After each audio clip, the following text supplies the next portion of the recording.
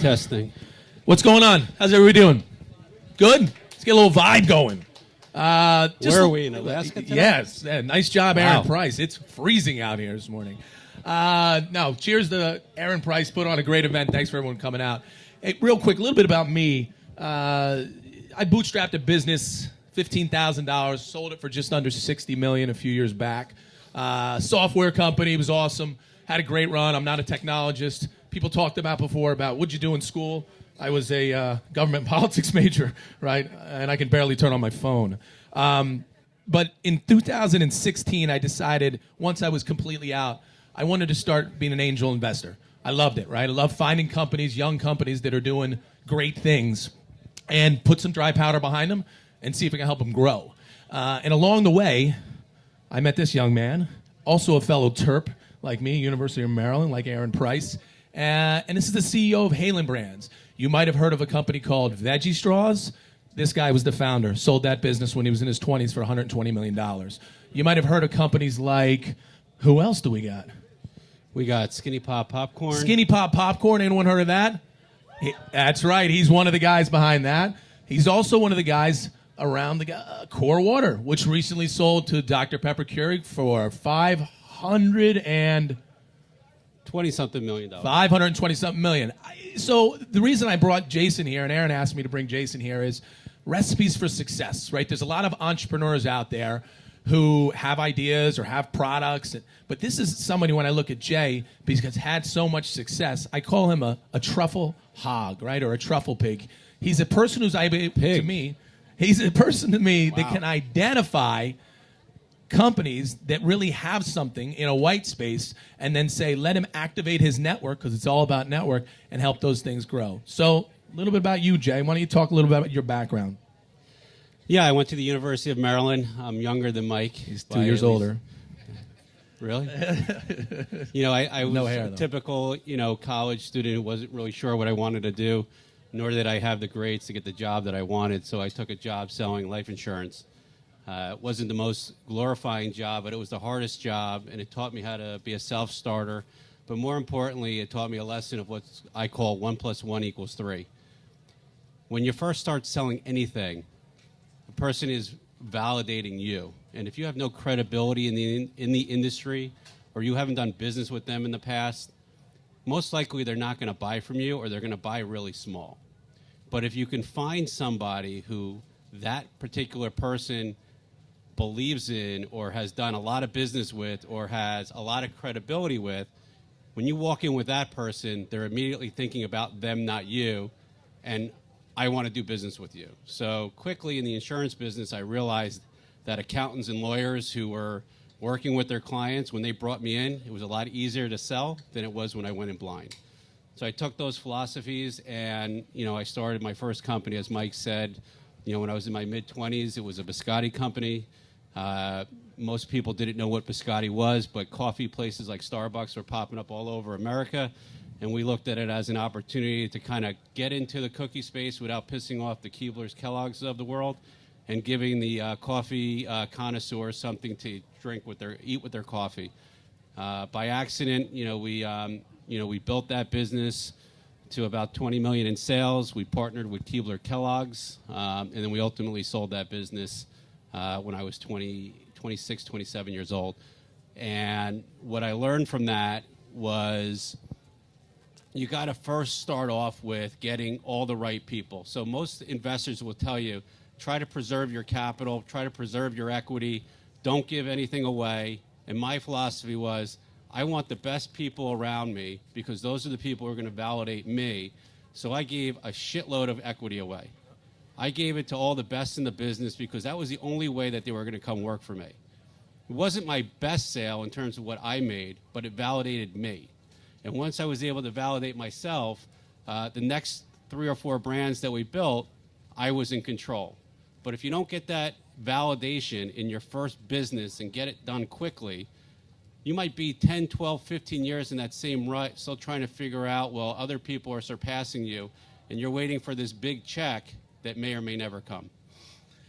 Like Jason, coming out of school, University of Maryland, I was 2 years younger than Jason. I I came out of school. I mean, my parents were, my dad was in law enforcement. My mother was a teacher. So I didn't come from money, but I had a good family. They taught me a lot. When I came out of school, Jason was insurance. I sold copiers. You know, I learned how to sell what I think is the hardest product to sell because everyone's got a copier machine and no one wants a copier machine and no one wants to see a copier sales rep. But it was good for me. It was huge, right? Because I had the opportunity to really learn how to sell, knocking on doors, taking rejection. Being an entrepreneur, that's what it's all about, right? I mean, you're going to get way more no's. It's a cliche, but it's the truth, right? I failed multiple times in my business. When we took it out and started my software business in 2004, try living through 2008 when the stock market dumped, 70% and no one wants to buy from you. We almost lost it. And it was, I cut my salary to zero, told my wife at the time, we were going to eat ramen, I mean, that's it. That's the life of an entrepreneur, right? But then 2008 hit, and boom, we started to take off. And by 2013, we sold the business. 2013, we sold the business. But it's all about the hustle and grind. But what I want to also talk to Jason about, he's been so successful as being this truffle pig, right? Truffle hog. He's had some failure, He might too. not make it off the stage. He's had some failure, too. So I think I want you to talk a little bit about that and some of the mistakes you made, because we can look at you and say Skinny Pop, Core Water, Veggie Straws, Mama Said. There's just so many. But talk a little bit about the failures and what people in this audience should understand. And it's not always highs. Sunshine and rainbows? It's not. Talk about it. Look, I classify failures as things that you do that you get no learning lessons out of. And you don't want to have any of those. It's good to have, as Mike says, mistakes or changes, learning lessons. But a failure means that you did everything wrong and then didn't figure out how to elevate and do something right. And I would say that what makes people successful is that they can continue to fail and figure out from failing how to do things better. Primary examples, when we were doing one brand, one business, we start off in one category and realizing that the product resonated better with a different category. Instead of forcing ourselves to try to convince this particular group of retailers to keep our product, we admitted that it was wrong. We essentially failed there. And we put it where it was supposed to be. And then 2 or 3 years later, we went back to the other retailers because they were ready for it. What I find when I'm listening to a lot of entrepreneurs is they're scared to death to admit to themselves or even to their investors that they've made a mistake, their packaging isn't right, the product doesn't taste as good as they really thought it was, and they've already taken people's money and they're afraid to say, holy shit, I got to change it because they're going to fire me or they're going to throw me out. But the reality is if you don't make those changes, they're going to throw you out. So the first thing you have to do is really surround yourselves with honest people and really take, as Mike said, you got to have a tough shell. You got to be able to take those criticisms and not fight them back unless you truly, truly believe that everyone else is an idiot and you're the smartest guy in the room. I always know I'm the biggest idiot in the room, and you guys are the smart people. And if I listen to you, then I'm going to build products that work for you and not for me. Jay told me a really interesting story, and I think this will resonate with people, especially people who have products. He said, I get on the airplane and I go back and forth to the West Coast, and I get on and I bring my product. This is a guy who's already very successful in this space, as I pointed out. And he's got a little relationship, I think, with United, where he gets on the plane and he brings his product on and he hands it out to everybody on the plane to try and eat. Because Jay told me, look, he's not Keebler, he's not Nestle, where he can get a test audience and pay $25 million. That is his test audience. Talk about that, because I think that's important. And the thing that he said about recognizing that your product may need tweaking, one of the companies I invest in, Jim DeSico was up here earlier, is called Super Coffee, and he went on Shark Tank, and he talked about failing. And you know why he failed? Because it didn't taste that good. Right? And what could he have done? He could have looked at those guys and said, screw you, it's the greatest thing in the world. They went and redesigned the formula, and now it tastes better. So Jay jumps on these planes and hands it out and has to take real criticism. Talk about why you do that. Look, the first thing I say, when I meet somebody and they tell me about their product, it could be at the mall, it could be in an airport, it could be in a parking garage. And I say, okay, where's your product? Oh, I don't have it on me. The first key thing in my business, which is products, right? This is always on me. It's always in my car. I go to a restaurant, core bottled water is on there. Oh, sir, we can't have that on the table. Okay, I'll buy all your water in the back. I want this at my dinner table. I want people to always see my products, come up to me, talk to me, ask me what that is. Airplanes. You can always say, can I get on early? I got to take a piss. I got to take a shit. You get on that plane. You fill up every chair on that plane with a new product. People are hungry. They have to eat. They eat all the garbage on the plane. You can then ask the stewardess, hey, can you ask anybody there if they didn't like the product? And that might be our test of deciding whether or not we're going to put that product into Whole Foods. So you don't necessarily need a lot of money. You just have to have the guts to always get that either that no or yes. What's the worst thing that they can say? No, I don't want to try that. No, you can't put that on the airline. Please don't do that again. Be able to put yourself in uncomfortable situations. You got to be able to take the good with the bad. You know, I was watching Wimbledon over the summer. He knows what I'm going to say on this, and he wears his brand proudly as he should. And I knew Jay was going to Wimbledon. He was at the finals, and he gets on air. There's a big point, and like they stay on him for like 5 seconds. And I text him, why weren't you wearing your Halen Brands shirt? And he goes, that's what my wife said. He goes, I made a big mistake because that would have been great publicity. You always got to be prepared. So let's get back to recipes for success. Why do you believe, like I built a software, computer, IT company, whatever the hell it was, pretty boring stuff. What does it take for you to say, hey, this is a product? And we've looked at some investments together. We've done some investments together we're not going to talk about, but you kind of taught me a little bit. I've learned from you how to invest and how to look at companies that, hey, anybody can get to $1 million. Anybody. But how can you get to $100 million? What is your mindset around that? Because I think a lot of people out here may have products and you say, what do you got to do? Yeah, no, I think that's an excellent question, and it's hard because you were in the position where everyone else was, where you were just hoping to get proof of concept. You were hoping to be able to get to someone like myself who could talk to you about what to do. And the reality is we look at a couple things. One is we want to make sure that the person who you're partnering with is an honest, trustworthy person, number one. Number two, you got to make sure that this is more important than anything else in their life. And for good or for bad, it really needs to be. At least you need to set up your family and tell your wife, your kids, and everyone that this is going to take me away from some of the most important pinnacles over the next 4 or 5 years, but it's going to be over-rewarding for everyone for generations to come. And if you don't have that set up at home, it's going to be really, really tough to get buy-in from home, because that distraction is going to be really difficult. So number one is I make sure that not only the entrepreneur, but the whole family is in on this, because it is a big risk and it is a big opportunity. Second, we look at the size of the prize, right? If you're going into a niche category where the largest person in the category is doing $5 million in sales, there really isn't much upside for you or for your investors. So make sure you're fishing in a big pond, and you have enough opportunity to take a little dent out of someone bigger than you, because those are typically the people who want to buy you. And third is I want to make sure that person understands that they always have opportunity to learn. So making sure that they're surrounding themselves or willing to hire people that have skill sets that they haven't graduated to.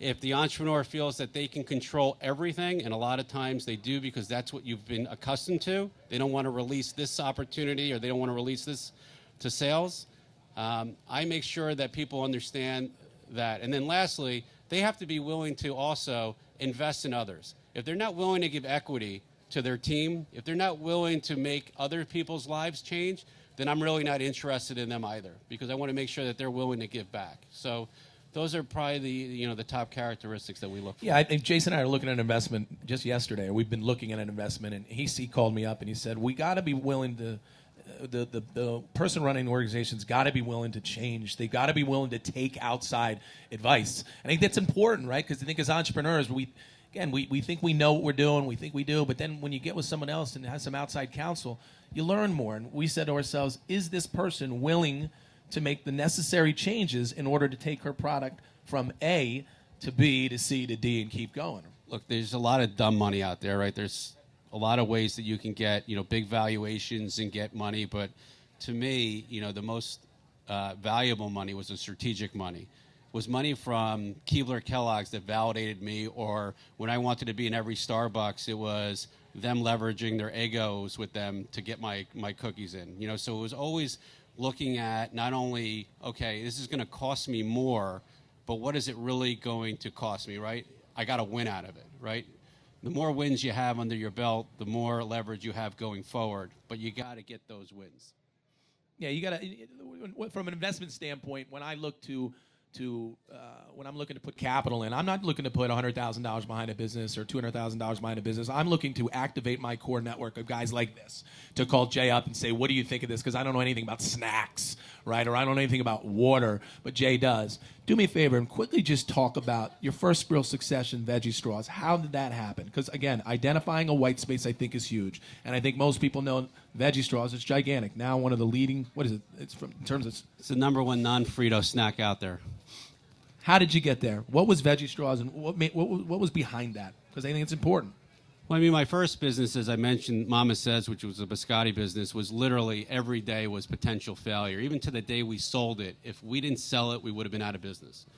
And the one value that I got out of that business, other than, you know, a check at the end, was we got to partner with Keebler Kellogg's, and I got to learn, which is what I was talking about, failure versus success. I learned what to do better the next time. I learned which retailers to go to, which ones provided the best cash flow, which ones brought the right consumers to market, and I also was able to find the right teammates. You know, I went to Europe. I saw in Europe that a lot of the snacks were made out of extruded pellet-based snacks. Everyone was looking to eat better for you, healthy, and rice cakes became this new phenomenon. And rice cakes, no one grew up on rice cakes. Mm-hmm. They taste like crap. Yep. You know, they're like styrofoam. And we all grew up on potato chips. So when I saw at a show in Spain, pellets made out of potato and vegetable puree, and you close your eyes, it tastes like a potato chip. I was like, we can bring this to the U.S.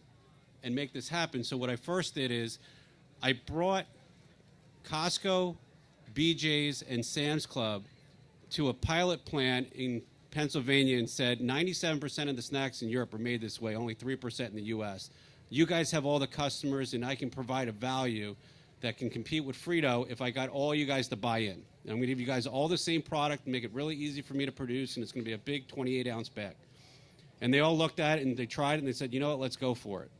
And in 4 short years, it turned into $100 million in sales, and we sold it to Hain Celestial, and from there, over the last 10 years, it's now about a $400 million brand. But it took the foresight of finding it, believing in it, bringing it to the largest retailers in the world, and they wouldn't have listened to me at all if I didn't have that first business, which wasn't that successful, but they knew that I was there. I sold something, they believed in me, and they knew I had the ability to now take something else to scale. And quickly, your last thing, you're on your Owen Brands, which is sitting here, which you can also get out there. That's all over the place. Talk about Owen briefly. Yeah, so this is typical to a lot of people in the audience. So this was a formula that 2 founders in their early 20s brought to our office. We wanted to be in plant-based opportunities. We wanted to be in something that was allergen-free because my kids have severe allergens. And they brought me a glass bottle of a protein drink that tasted like chocolate milk. And most of the protein drinks made out of plant-based honestly tasted like shit, and I couldn't get my kids to drink it. And we looked at it and said, okay, we can create a brand. We can have a package done. We have a full team of sales, marketing, operations. We bought a majority of their business. We pumped in about $20 million into this brand.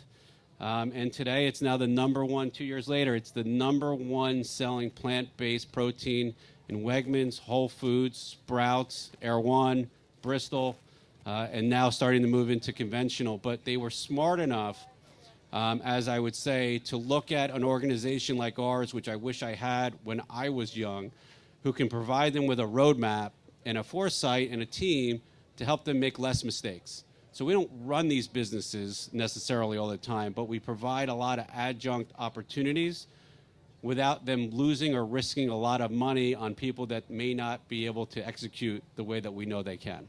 Awesome. Any questions for Jason? Any questions? Anybody have anything for Jason? Yeah, sure. Yeah, I have a question specifically for when you're talking about investment. You talk about who's the biggest fish in the sea and the pond, how much they're making. In the event when there's one big fish, let's say a couple bottom feeders, and somebody new wants to enter that space, and they say they do something different. For argument's sake, let's say they do. How do you as an investor validate whether or not if what they do differently is actually worthwhile enough to invest in them because they can take down that big fish? So Mike will tell you that we see a lot of different ideas, and what do I tell you? I only invest in food, right? So I only, look at things that I know. So when someone would come to me with that, I would either validate that internally, or a lot of times I'll call some of our retailers and say, what do you think of cauliflower? Oh, it's on fire. We can't keep enough of our rice cauliflower products in, or, our rice ravioli. So what do? We created a cauliflower-based snack. So finding the right investor who can validate what you're doing is unique, they'll want to invest in you. All right, thank you guys. Appreciate the time. Have a good day. Enjoy the rest of Propelify. You can take it. Building a data-driven business, they are people that have no idea how to do that because they're coming from companies like Verizon and Google and Phone.com, one of the biggest SaaS phone players. So 2 seconds. You're the one that left me a Facebook message yesterday.